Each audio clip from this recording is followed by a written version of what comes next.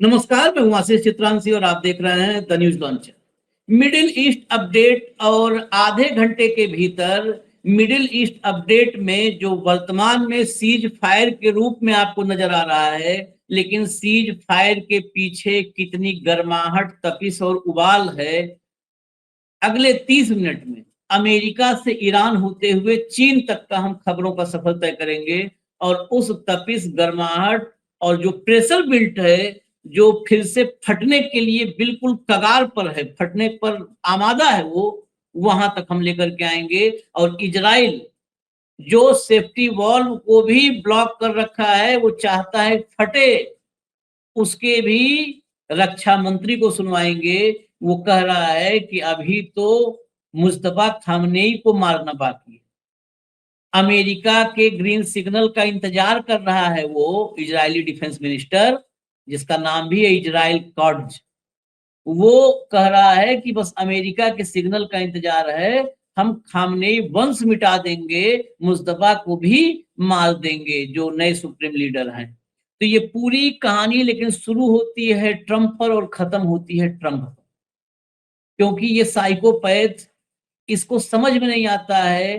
Day 1 से जो शुरू किया था, डे 2 से navy finish, air force finish, army finish, regime change, आज भी वहीं पर इसका टेप अटका हुआ है, रील फंस गई है, वो रील वहीं फंस करके बार बार रिपीट करवा रही है। लेकिन ये वहीं फंसा है, दुनिया बहुत आगे निकल चुकी है, दुनिया अमेरिका को अब ठेंगा दिखा रही है।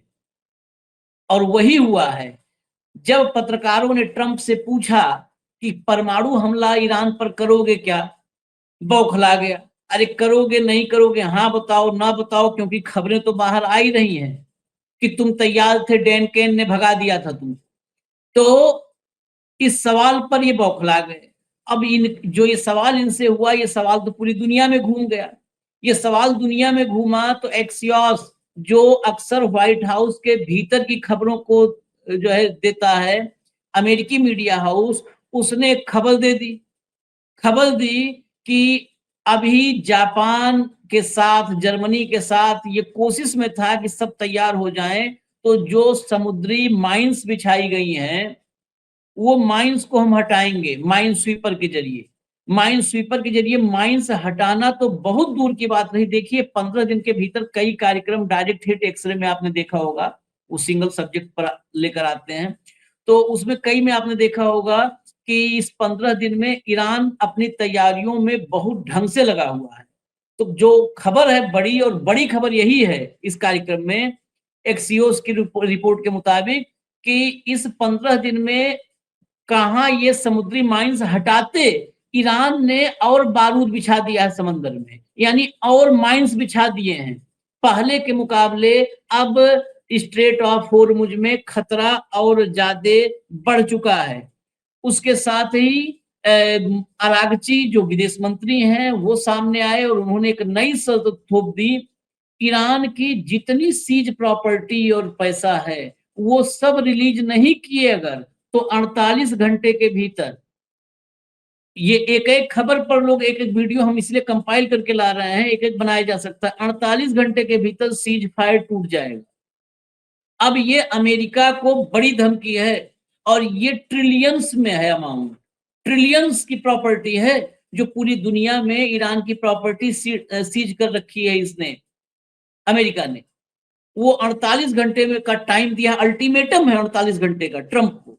वो अनिश्चितकालीन कह रहा है, तो यहाँ 48 घंटे का अल्टीमेटम है कि 48 घंटे में ये करो, नहीं तो सीज फायर खत्म। यानी आईआरजीसी की मिसाइलें तैयार हैं दागने के लिए। और उसके आगे एक खबर है कि चीन ने कहा है कि अगर दुनिया में शांति कायम रखनी है, तो अमेरिका और इजराइल को परमाणु अस्त्रों से विहीन करना हो। ये फिर परशुराम टाइप की शपथ चीन की हो जाएगी। अमेरिका और इजराइल को अगर परमाणु शक्ति से भी विहीन करने की बात होने लगी है, तो एक तो डॉलर की शक्ति छीनने पे आमादा था, परमाणु शक्ति भी चली गई, तो ये फिर नाइजीरिया, इथोपिया, सूडान जैसी श्रेणी में खड़ा हो जाएगा।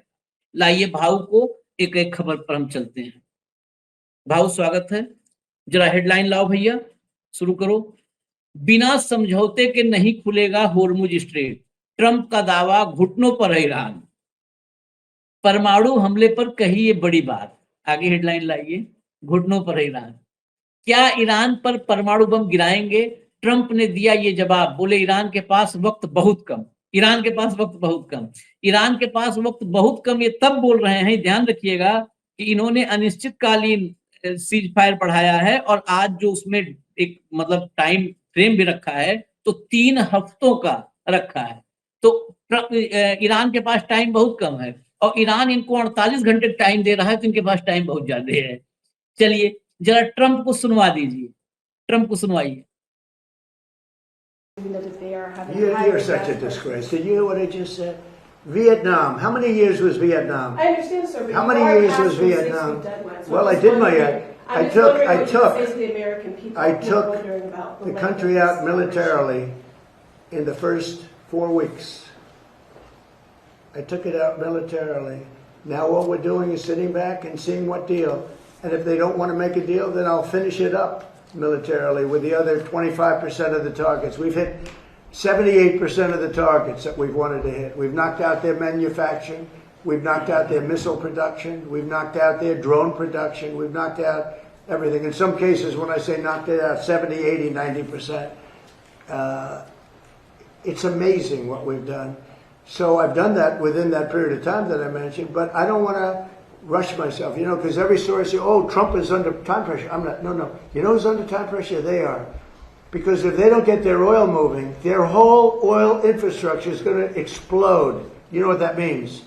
Because they have no place to store it. And because they have no place to store it, if they have to stop it, something happens that only Len can explain. Something happens underground that essentially renders it in very poor shape, and you never recover fully. You can recover 50, 60%, but you can never have it like it is right now. And they have a matter of days before that event takes place. Social No, a few weeks ago. we don't need That's it. not Why what do I else need now. it? Why would a stupid question like that be asked? You Why would I personally use a nuclear weapon when we've totally, in a very conventional way, decimated them without it? No, I wouldn't use it. A nuclear weapon should never be allowed to be used by anybody. Congratulations. Congratulations to you and our Secretary of State, but most importantly, congratulations to the people of Israel and Lebanon. I think it's a major historic moment. We're going to extend the ceasefire for 3 weeks that's already in place between Israel and Lebanon. Of course, it wouldn't have happened without the president's direct engagement. The fact that you have these leaders of different countries coming together for the first time, they came together in the Oval Office, and they came together because of energetic diplomacy, of course, led by the President of the United States. So I think it's a big moment for the world. It's a big moment for our country, but just very proud to be a part of it. So thank you, sir, for making it happen. Thank you very much, Sidney. 3 बंदरों को खड़ा करके पीछे कह रहा, मैं 3 point गिनवा देता हूँ फिर आपके पास आ रहा हूँ। ये भाड़े के लोग लगता है, भाड़े के लोग लगता है जय जयकार करवाने के लिए। थैंक यू सर, बैठ के। ये 3 पॉइंट इसमें, एक तो रिपोर्टरों को वहां की सराहना करनी पड़ेगी, हम बार बार करते हैं, मीडिया ऐसे ही होती है। पूछा कि भाई कितने दिन चलेगा, तो वही जो 25-30 दिन से बौखलाया हुआ बोलता है, वियतनाम 18 साल, इराक इतने साल, ये इतने साल, वो उतने साल, वो कह रहा है इसमें तो अभी 6 वीक ही हुए हैं पहला। उसके आगे इसने बताया कि हमने वहां नेवी एयरफोर्स जो बताता है खत्म कर दिया है, 78% से 90% सब टारगेट हिट कर दिए हैं। अगर डील नहीं हुई तो जो 25% बचे हैं उसको भी हम हिट कर देंगे, खत्म कर देंगे। उसके बाद ये सवाल आया क्यों न्यूक्लियर अटैक का, परमाणु हमले का सवाल क्यों आया?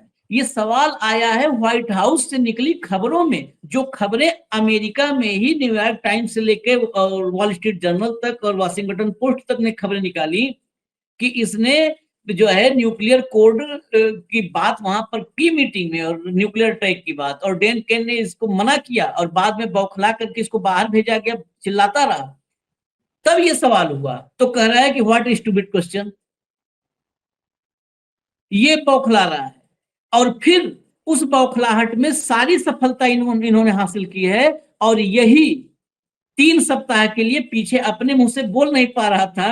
अब समझिए इसी से घुटनों पर कौन है, कह रहा ईरान घुटनों पर है। घुटनों पर कौन है? तो जब सारा बखान कर लिया और 3 हफ्ते के सीज फायर का यानी सरेंडर का ऐलान करना हुआ, तो पीछे बंदर को खड़ा किया। कि तुम बता दो 3 हफ्ते के लिए बढ़ा रहे हैं, वो आग बढ़ा रहा है कि बहुत ग्लेडली मैं बता रहा हूँ 3 हफ्ते सीज फायर हम बढ़ा रहे हैं। ईरान इनके सीज फायर का लोड नहीं ले रहा है, ईरान मार रहा है। भाऊ, इससे ज्यादा अमेरिका, मतलब अमेरिका के लोग ये दुनिया के आंखों में झांसा दे, धूल झोंक रहा है, लेकिन क्या कंप्लीट अब ये ना माना जाए 3 हफ्ते का अगर जो ये आज कर दिया सीज फायर, तो क्या कंप्लीट सरेंडर ना माना जाए, या अभी भी ये कुछ धोखेबाजी कर सकता है? नहीं नहीं नहीं नहीं, ये तो क्या है आशीष, सरेंडर तो ये हो गया है, लेकिन सरेंडर का फेस नहीं बना पा रहा है। इसलिए इसके वक्तव्य देखिए आप, मतलब पिछले 2 दिन के वक्तव्य देखिए आप। इसको न्यूक्लियर यूज करना था, आर्मी ने मना कर दिया, डिफेंस पूरा डिफेंस फोर्सेस खिलाफ हो गई, बाहर निकाल दिया कमरे के, ये उससे बोखला गया। और कितने अधिकारियों को निकालेगा? ये बोलता है हमने लीडरशिप खत्म कर दी वहां पे ईरान में। अरे लेकिन ईरान वालों ने ऐसी लड़ाई लड़ी कि तुम तुम्हारे डिफेंस की लीडरशिप खत्म कर रहे हो, सारे सीनियर अधिकारियों को निकाल दिया तुमने। ये तो ईरान की सक्सेस है, और ये तुम्हारा डिफीट है कि तुम अधिकारी क्यों बदलते हो। यदि होनहार है, उन्होंने नेवी खत्म कर दी, सारे टारगेट अचीव कर दिए, तो फिर इसके बाद आप अधिकारियों को क्यों हटा रहे हो? क्योंकि आपके अधिकारी फेल हुए हैं, उनके पूरा सिटी, अंडरग्राउंड सिटी इंटैक्ट है। ये बता रहा है कि अंडरग्राउंड सिटी को कोई फर्क नहीं पड़ा, तो डब गया तो कोई काम का नहीं आता है। अरे तुम्हें मालूम है क्या वो क्या कर रहे हैं?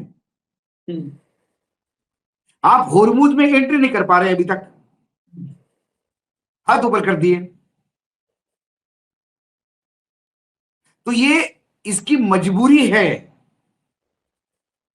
लंबे समय तक बढ़ाना, क्योंकि इसके पास दूसरा ऑप्शन नहीं है आशीष। क्या कर सकता है ये? सीज फायर नहीं करे तो क्या करेगा? अटैक करेगा। सीज फायर कब खत्म होगा इसका इंतजार ईरान कर रहा है, और ईरान हर चीज का जवाब दे रहा है। आपने उनका जहाज जब्त किया, उन्होंने आपके समर्थकों के जहाज जब्त किए।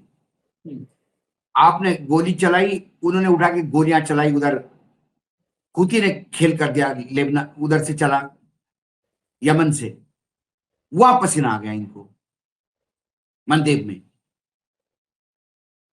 हर जगह ब्लॉकेड है, और सीज फायर ये सबसे ज्यादा डिमांड मिडिल ईस्ट के अरब देशों की है,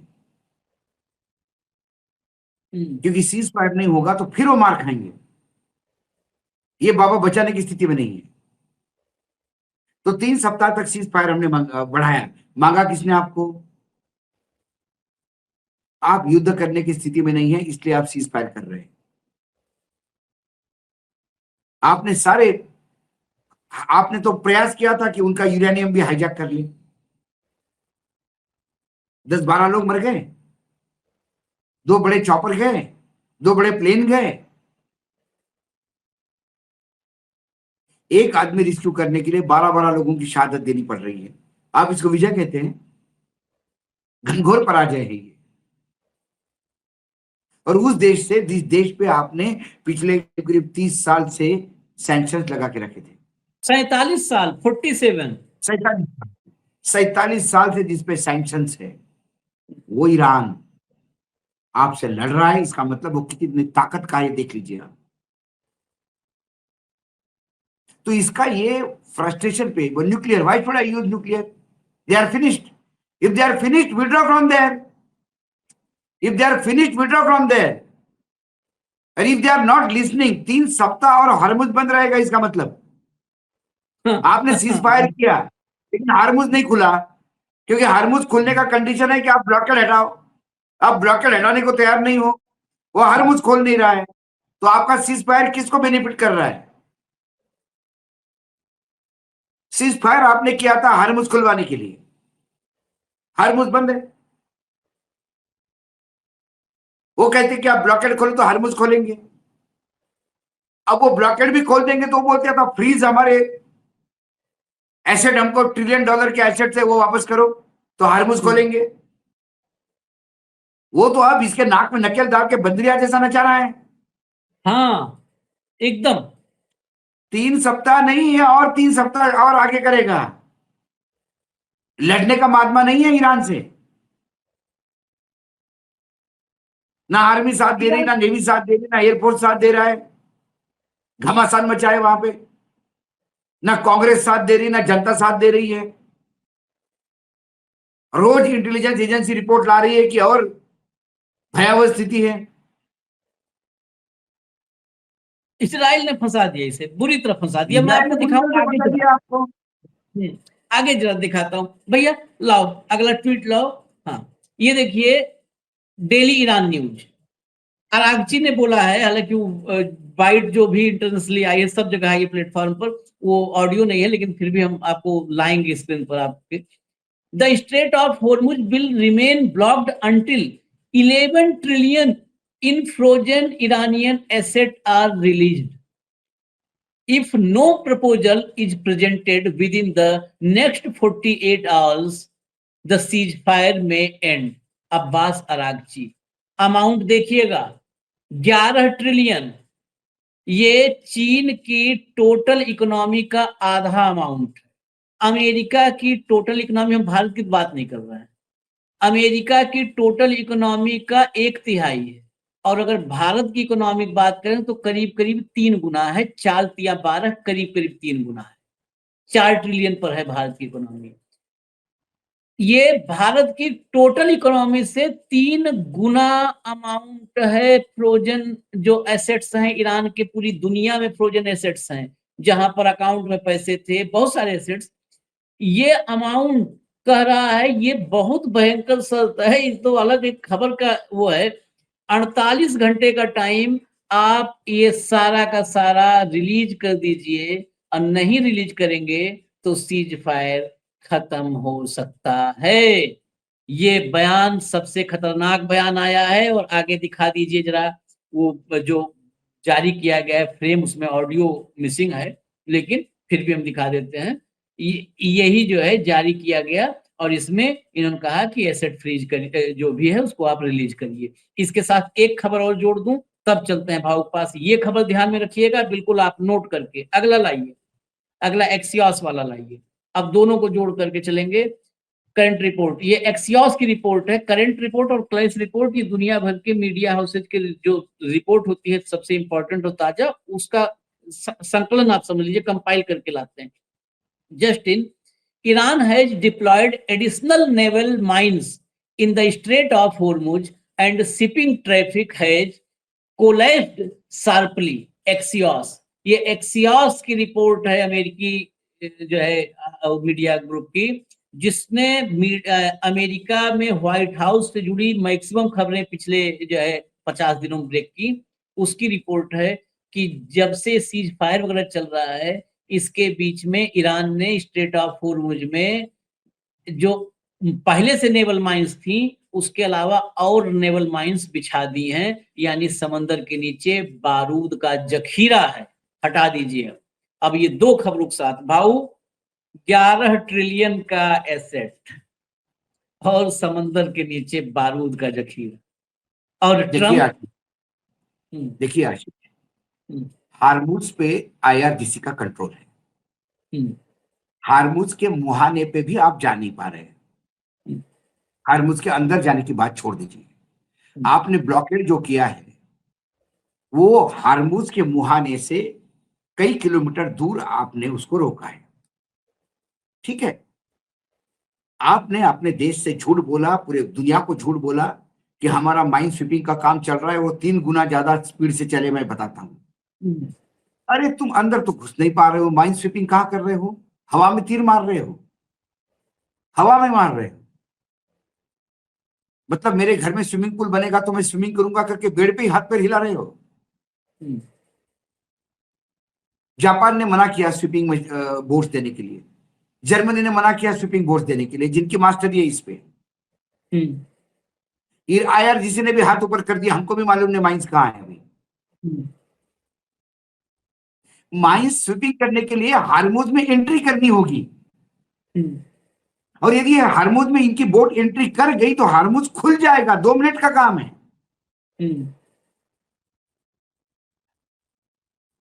लेकिन इनकी किसी की हिम्मत नहीं हो रही है हार्मुज में घुसने की। क्योंकि ये भले ही दुनिया को बोल रहा है इनकी नेवी खत्म हो गई है, लेकिन इसको पता है कि उनकी नेवी क्या है, उनके नेवी को पता है कि उनकी नेवी क्या है। ईरान की स्ट्रेंथ ये अमेरिकन नेवी, अमेरिकन एयरफोर्स और अमेरिकन आर्मी अच्छी तरह से चख चुकी है। उनका टेस्ट उनको पता है, इसलिए वो नहीं घुसेंगे अंदर। तो ये हार्मोज खोलने का सिर्फ ये हवाबाजी कर रहा है, ये प्रयास कर रहा है कि कुछ एक दिन तो ऐसा आएगा कि जिस दिन ईरान मेरी थोड़ी बहुत तो बात मान ले, लेकिन उसके लिए आपको आपकी जबान पे ताला लगाना होगा। आप कहोगे कि आज ईरान को मैं 3 सप्ताह का टाइम दूंगा, ईरान ने मांगा नहीं, तुमने दिया, ठीक है। ईरान बैठा हुआ है मिसाइल लेके, हरमुज बंद कर रखा है, तेल सप्लाई कम है, कीमतें बढ़ रही है, आपके यहाँ हाहाकार मचा हुआ है, आपके देश में भी लोग चिल्ला रहे हैं। सारा खेल हरमुज खोलने का है, उस पे ये बात नहीं कर पा रहा है। अभी उसके व्हाइट हाउस के लोग कह रहे थे कि बाकी देशों से भी बात हो रही है और दे में कम टू व्हाइट। अरे कौन बाकी देश? 30 देशों ने ऑलरेडी बात कर रखी है आपस में मिलकर। आपको अमेरिका को बाहर रखा उसने, ना इजराइल को बुला रहे ना अमेरिका को बुला रहे। आप अस्पृश्य हो गए हो, अवांछित हो गए हो। नाटो आपको पूछ नहीं रहा, यूरोपियन यूनियन नहीं पूछ रहा, ब्रिटेन ने और फ्रांस ने मिलकर सारे डिफेंस मिनिस्टर की बात की, जिसमें हमारे नींबू मिर्ची भी चले गए थे, ये बताने के लिए कि कुंडली लेके बैठा हूं। हमारे यहाँ द्विवेदी है, वो कुंडली देखता है, वो उसने बताया है कि सही टाइम आएगा तो साफ काम करेंगे। हमारे वाले कुछ अलग प्रोग्राम में गए थे। हाँ, गए तो थे कुल अलग प्रोग्राम मिलाकर में, जल्दी गए थे। हाँ, कुल मिलाकर अमेरिका को कोई पूछ नहीं रहा है। वो कहते हैं कि अंडर द लीडरशिप, जैसे हमारे यहाँ बार बार कहा जाता है कि नरेंद्र मोदी जी के नेतृत्व में विश्व में शांति का कर देंगे, और अभी सही समय आने पे वही लीडरशिप करेंगे, और उन्हीं के नेतृत्व में हो रहा है सब। वैसे ही बकलोल वहां पे भी है, वो भी बोल रहे थे under the leadership of the president Donald Trump and the vision of the president Donald Trump. अरे मार खा रहे हो सब दूर, होर्मुज अभी तक नहीं खुल रहा है। जिस दिन अमेरिका होर्मुज खुलवा देगा उस दिन अमेरिका का लोहा दे विश्व मानेगा। अब होर्मुज एक ऐसा ब्रह्मास्त्र हो गया। सही कहा था रशिया के उस उपराष्ट्रपति ने, पूर्व उपराष्ट्रपति ने। उसने कहा कौन कहता है कि एटॉमिक बॉम्ब नहीं है ईरान के पास? उनके पास तो ऐसा एटॉमिक बॉम्ब है जो कभी खत्म ही नहीं होगा, और उसका नाम है हरमुज। हरमुज के चलते पूरे मिडिल ईस्ट के 8 देशों की इकोनॉमी बाप बाप कर रही है, महंगाई चरम पे है। और उन सबको भी लगता है कि हरमुज तभी खुलेगा जब हम खुद ही, अब एक ने तो बोल दिया कि हम चाइनीज में पेमेंट करेंगे भैया, डॉलर छोड़ दो, लेकिन हमारी जहाज जाने दो। तो कुल मिलाकर अब इनके पास और कोई चारा नहीं है कि लगातार ये सीज फायर का टाइम बढ़ाते रहे। और ये करते करते 10 साल भी हो गए, तो ईरान 10 साल का लड़ सकता है ताकत के साथ। ईरान तो अच्छा बोल ही पैसा भी रहा है। कमा रहा है, ईरान को पैसा भी मिल रहा है, और ईरान बढ़िया अपना मिसाइल का जो पूरा जखीरा है वो भी बढ़ा रहा है।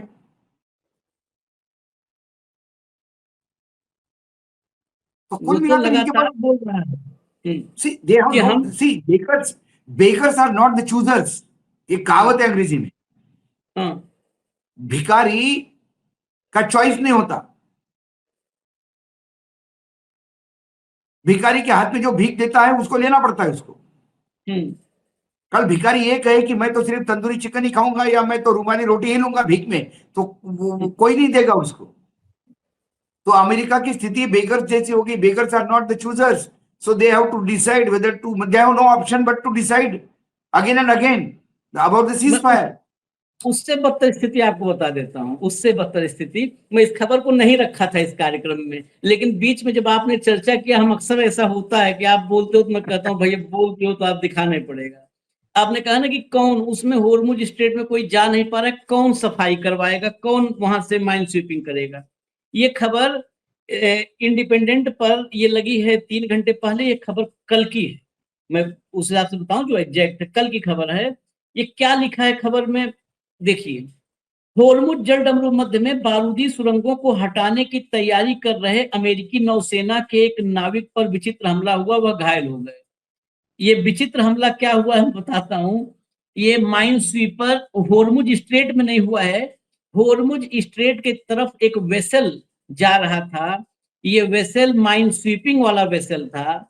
इस पे बंदर ने, जो इस पर सेलर्स थे, सेलर्स क्या कहिए, वो बाकायदे मरीन्स होते हैं, वो जो माइन स्वीपिंग के एक्सपर्ट मरीन्स होते हैं, वो सवाल थे, बंदरों ने काट लिया। बंदर, अब सोचिए ईरान में क्या तुम जाओगे IRGC, अभी बंदर से निपटो पहले। और ये जहाज जो वेसल था, ये जापान की तरफ से आ रहा था, थाईलैंड से। डिटेल इसमें नहीं है, डिटेल मैं बताऊं क्योंकि ये कल की खबर है। मैं कहा अब ये कॉमेडी हो जाएगा तो इसको नहीं दिखाएंगे, इतनी बड़ी बेइज्जती हो रही है। ये जापान की तरफ से आ रहा था होर्मुज में माइन स्वीपिंग का काम करने के लिए, थाईलैंड के पास से वापस चला गया बंदर के काटने से। ये जो लिखा है इसमें कि बिचारे अटैक, विचित्र हमला हुआ, ये दरअसल बंदरों का हमला था और बंदरों ने काट लिया और वहीं से माइन स्वीपिंग वाले लौट गए थाईलैंड से। ये इनकी हालत है, बंदर काट रहे हैं, बंदर मार रहे हैं, ईरान से लड़ने आ रहे हैं। ये हास्यास्पद है, इसलिए हम नहीं रखे थे, लेकिन ले आए हमें। जापान पे बहुत ज्यादा प्रेशर डाला, तो जापान को एक कारण चाहिए था वापस आने के लिए। हाँ। जैसे हमारे यहाँ ने खेकड़ों ने पूरा डैम खा गए थे और बहुत पूरा गांव बह गया था, तो बोले खेकड़े डैम खा गए। हमारे यहाँ चूहे दारू पी जाते हैं माल खाने में रखी हुई, है ना। ऐसा ही बंदरों ने जहाज पे हमला किया और जहाज वापस चला गया। इससे महत्वपूर्ण हिस्सा बचा हुआ है, जरा आगे बढ़िए तो भैया, लाइए खबर लाइए। ये देखिए, ये खबर महत्वपूर्ण है क्योंकि अब ये भी एक इंफॉर्मेशन आ रही है, जो एक तरफ हो रहा है 3 हफ्ते का सीज फायर, इजराइल युद्ध पे आमादा है, ईरान हर स्थिति के लिए तैयार है। जॉर्ज डब्ल्यू बुश, जो इसका जंगी बेड़ा है, जो बड़े बेड़े हैं 4-5, उसमें से एक है George W Bush. George W Bush ये हिंद महासागर में कदम रख चुका है। ये खबर है, आप ये देखिए, इस ट्वीट में पूरा जो लिखा है मैं पढ़ देता हूं। The USS George H.W. Bush aircraft carrier has arrived in the Indian Ocean within the US Central Command area of responsibility. The next 24 hours reportedly expected to be crucial. ये हिंद महासागर में ला करके इसको तैनात किया है जॉर्ज डब्ल्यू बुश को। एक ये खबर है, इस खबर के साथ जोड़िए दूसरी खबर, अगला लाइए, अगला, ये दोनों जोड़िए और तब चीन का रिएक्शन समझ में आएगा और ट्रंप की स्थिति समझ में आएगी। ये देखिए, ये इजराइल के डिफेंस मिनिस्टर हैं, इजरायली कॉट्ज, ये इनका स्टेटमेंट सुनिए। Israel is ready for the renewal of the war against Iran and targets have already been marked. मतलब दोबारा युद्ध के लिए ये तैयार है, रिन्यूअल के लिए, और टारगेट इन्होंने मार्क कर लिए हैं। ईरान के खिलाफ युद्ध को फिर से हम तैयार हैं शुरू करने के लिए, लक्ष्य निर्धारित कर लिए गए हैं। हम खामेनेई राजवंश के पूर्ण खात्मा और ईरानी नेतृत्व के प्रतिरूपों की स्थापना के लिए अमेरिका से हरी झंडी मिलने का इंतजार कर रहे हैं। ये हरी झंडी का इंतजार कर रहे हैं, मतलब तुरंत जैसे ही हरी झंडी मिलेगी ये मुस्तफा खामेनेई की हत्या करेंगे। हम ऊर्जा संयंत्रों और बिजली स्टेशनों और प्रमुख आर्थिक बुनियादी ढांचे पर हमला करके ईरान को अंधकार युग में वापस ले जाएंगे। ये इसका स्टेटमेंट, यहां से आप समझ लीजिए सबसे महत्वपूर्ण हिस्सा खबर का आया है। इसके स्टेटमेंट को मिलाइए ट्रंप के उस स्टेटमेंट से जिसमें कहा था कि हम 24 घंटे के भीतर ईरान की सिविलाइजेशन को मिटा देंगे। ये क्या कह रहा है कि हम ईरान को अंधकार युग में वापस ले जाएंगे, खामेनेई राजवंश को मिटा देंगे। जरा सुनवा दीजिए इसको, इस बेहुदे को सुनवाइए जरा। ये ישראל ערוכה לחידוש המלחמה מול איראן. צה"ל ערוך בהגנה ובהתקפה ומטרות מסומנות. ממתינים לאור ירוק מארצות הברית, בראש ובראשונה כדי להשלים את חיסול שושלת חמינאי, יוזם תוכנית ההשמדה נגד ישראל, ואת מחליפי המחליפים של מנהיגות משטר הטרור האיראני. ובנוסף, להחזיר את איראן לעידן החושך והאבן, על ידי פיצוץ מתקני האנרגיה והחשמל המרכזיים וריסוק התשתיות הלאומיות הכלכליות. बस ऑडियो इसका कम שלטון कर दीजिए, הטרור באיראन कम कर दीजिए, מתמחה בעיקר... बंद कर दीजिए, ऑडियो बंद कर दीजिए। भाऊ वो सिविलाइजेशन मिटा रहा था और ये अंधकार युग में वापस, मतलब बात वही हुई, पाषाण युग में, अंधकार युग में, फिर पत्थर से पत्थर रगड़ करके ईरान वाले बिजली जलाएंगे, चिंगारी पैदा करेंगे, आग जलाएंगे, और उसमें अमेरिका, ये जो कॉट जो है और ट्रम्प, ये लोग हाथ सेकेंगे। ये खामनेई को मार देगा, मुस्तफा को भी खामनेई राजवंश मिटा देगा, खाली हरी झंडी का इंतजार कर रहा है। इसके जो बाबूजी हैं अमेरिका में बैठे, वो 3 हफ्ते सीज फायर कर रहे हैं, उनके मुंह से बतास नहीं निकल रहा है। आशीष, दोनों फंसे हुए हैं, हाँ। दोनों अपना चेहरा बचाने के लिए उलूल जुलूल वक्तव्य दे रहे हैं। भाई, इसको इजराइल से लड़ना है, इजराइल को ईरान से लड़ना है। मुझे एक बताओ, इसको किसने रोका है? सीज फायर तो अमेरिका ने किया ना, आप करो। यमन ने तो बोल दिया ना कि हम इजरायली जहाज नहीं जाने देंगे, उन्होंने तो सीज फायर का कोई तवज्जो नहीं रखी। ईरान ने 2 कब्जे में लिए ना शिप, क्योंकि उसकी ओरिजिन कहीं ना कहीं इजरायली उद्योगपति से दिख रही थी। हाँ, वो तो आपके उद्योगपति का इन्वेस्टमेंट भी नहीं जाने दे रहे वहां से। ये जहाज पे तुम्हारे उद्योगपति ने पैसा लगाया, वो यदि जू है तो उसको भी नहीं जाने दे रहे। ईरान ने तो सीज फायर नहीं किया। आप जाओ ना, आपकी औकात ही नहीं थी ईरान को सर पे लेने की। आप अमेरिका के भरोसे थे कि अमेरिका के खंडे से बंदूक चलाएंगे, उसका खंदा लहूलुहान हुआ है। वो बोल रहा है बंदूक हटाओ, आपकी हिम्मत नहीं हो रही है। आप अपने देश के पब्लिक को बता रहे हो कि आप चिंता मत करो, हम बिल्कुल तगड़े हैं, हम बिल्कुल किसी हालत में नहीं, बिल्कुल चिंता मत करो, हम इनको पाषाण युग में ले जाएंगे, इनकी नस्ल खत्म कर देंगे। आप तो सलीम जावेद के डायलॉग मार रहे हो, उधर वो कॉमेडी फिल्म के डायलॉग मार रहा है। स्टैंड अप कॉमेडियन है वो, वहां स्टैंड अप कॉमेडी कर रहा है व्हाइट हाउस में। इजराइल सीरियसली बैठा है डंडा लेके। मतलब जो मीम्स में दिखाया जाता है वही वास्तविकता में हो रहा है अभी। एग्जैक्टली। मतलब जो जोक्स मीम्स में चल रहे थे वो वास्तविकता में हो रहा है।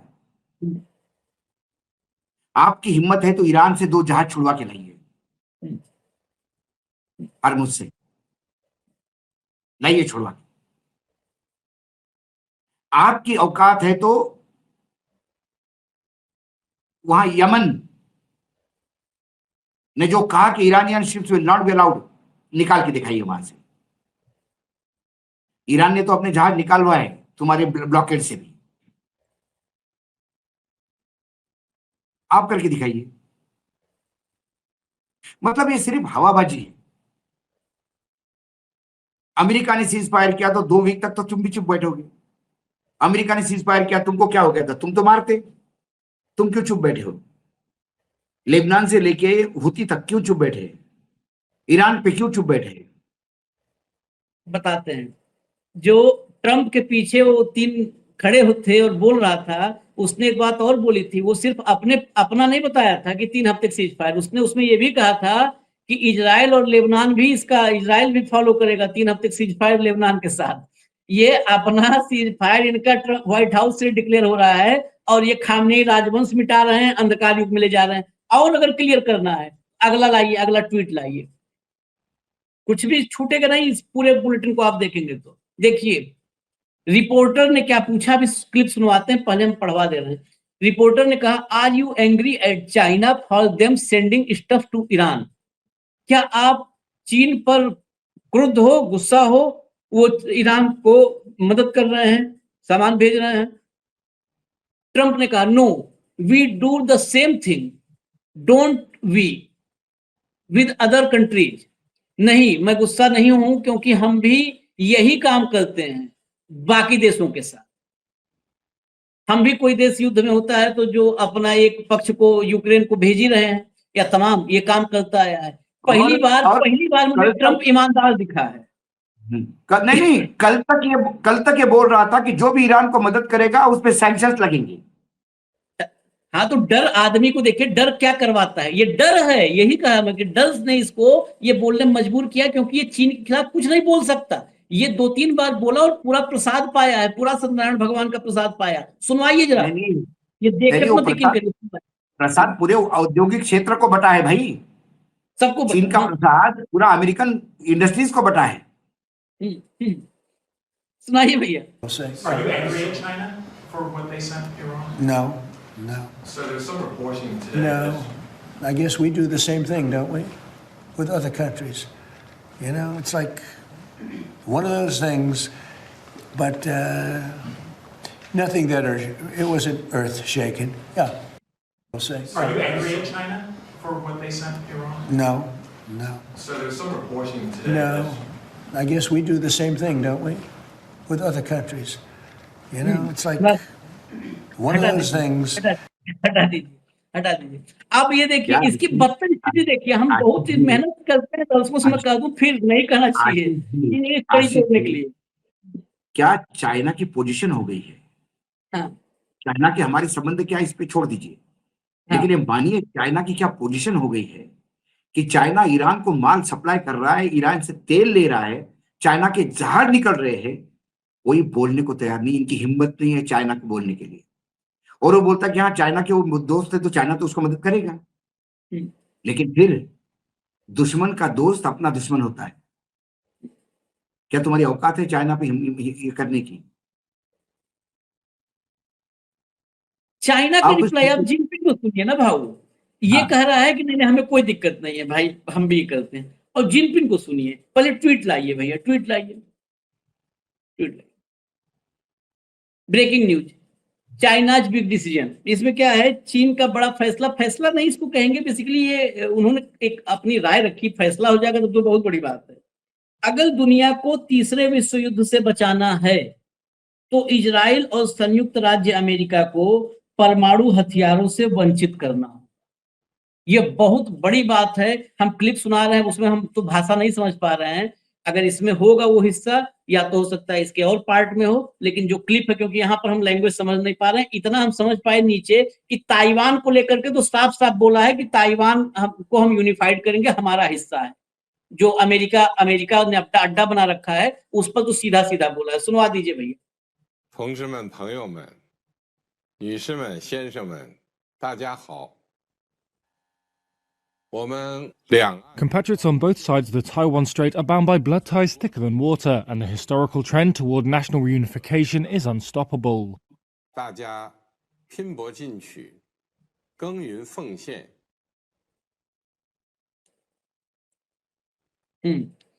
इसमें ये ताइवान वाला हिस्सा था, बाकी मुझे लगता है शायद इसमें एग्जैक्ट ना हो, क्योंकि वो लैंग्वेज हमें भी समझ नहीं आ रही है, तो हम तो ट्वीट के हवाले से लिए हैं। खैर, आप अमेरिका का रुख देखिए, और मान लीजिए परमाणु हथियार को छीनने की बात या लेने की बात तो एक विचार हो सकता है, लेकिन ताइवान पर जो रुख है ये अमेरिका पर डायरेक्ट हिट है भाऊ। जो लोग भी जियो पॉलिटिक्स में ताइवान की स्थिति को समझ रहे हैं, सीधा हिट है। वो कह रहे नहीं हमें कोई गुस्सा नहीं, ये कह रहे ताइवान हमारा है, हम यूनिफाइड करेंगे, मिलाएंगे उसको। मुझे एक बात बताओ ना, ताइवान जिस सपोर्ट पे उड़ रहा था, अमेरिका के सपोर्ट पे, अमेरिका ताइवान को लेके लगातार आंखें दिखा रहा था। एक ईरान ने पूरे विश्व का ना पॉलिटिकल रोड मैप ही बदल दिया, ये बात मान लीजिए। साउथ कोरिया के खिलाफ भी कल नॉर्थ कोरिया बोलेगा कि हम इसको सीज कर लेंगे, तो कोई आश्चर्य की बात नहीं है। साउथ कोरिया किसकी तरफ देखेगा? नजदीक मदद करने के लिए कौन है साउथ कोरिया को? जापान? अमेरिका? वो तो दूर बैठा है। एशिया में कौन है? जापानी है ना। लेकिन आज कौन मदद करेगा? जापान मदद करने जाएगा, फिर बंदर काट लेगा, फिर बोलेंगे बंदर ने हमला किया, हम वापस जा रहे हैं। ताइवान पे ये जो ललकार रहे थे, देखिए एक पिक्चर आई थी पति पत्नी और वो, अब ये थोड़ा सा लाइटली मैं बता रहा हूं, मुझे अभी 30 सेकंड दीजिए आप इस पे। उसपे संजीव कुमार, विद्या सिन्हा थे। और उसमें जब संजीव कुमार की शादी होती है तो उसके दोस्त समझाते उसको, बोले देखो पत्नी को कंट्रोल में रखना, पहले दिन से डांट के रखना। तो पहले दिन से संजीव कुमार, मैडम चाय लाइए, 5 मिनट में चाय नहीं आई तो वो बेचारी भागती, हाँ लाती हूं, ये ले लीजिए, कपड़े निकाल के रखिए 10 मिनट में, नहीं तो